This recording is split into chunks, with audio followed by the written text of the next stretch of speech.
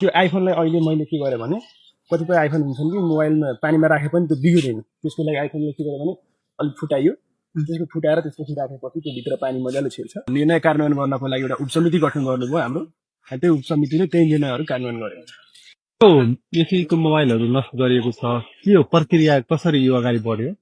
यो एसीको मात्रै होइन, यसमा एसी र प्लस दुइटैको हो। सिराहा जिल्लाभरिमा हरेक प्रत्येक परीक्षा केन्द्रबाट जुन परीक्षा केन्द्रबाट जुन अनुगमन समिति थियो, अनुगमनको क्रममा जुन जबमा लिएको हो हलभित्रबाट त्यो सबै मोबाइल र स्मार्ट वाचहरूलाई टोटल दुइटै एसी र प्लस दुइटै गरेर 496 मोबाइल अनि 5 त्यो स्मार्ट वाच दुइटै गरेर नष्ट गरेको छ। अब यसमा नष्ट गर्नलाई अब हाम्रो प्रदेश स्तरीय शिक्षा मन्त्रालयकै त्यहाँ निर्णय पनि छ।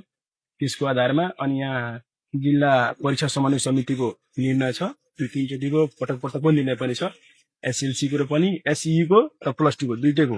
त्यही निर्णयको आधारमा हाम्रो त्यहाँ सरहरूले नै त्यो निर्णय कार्यान्वयन गर्नको लागि एउटा उपसमिति गठन गर्नुभयो हाम्रो, त्यही उपसमितिले त्यही निर्णयहरू कार्यान्वयन गर्यो।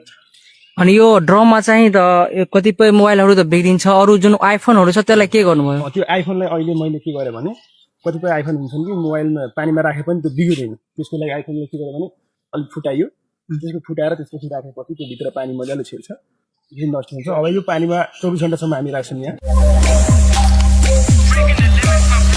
Extreme Energy Drink.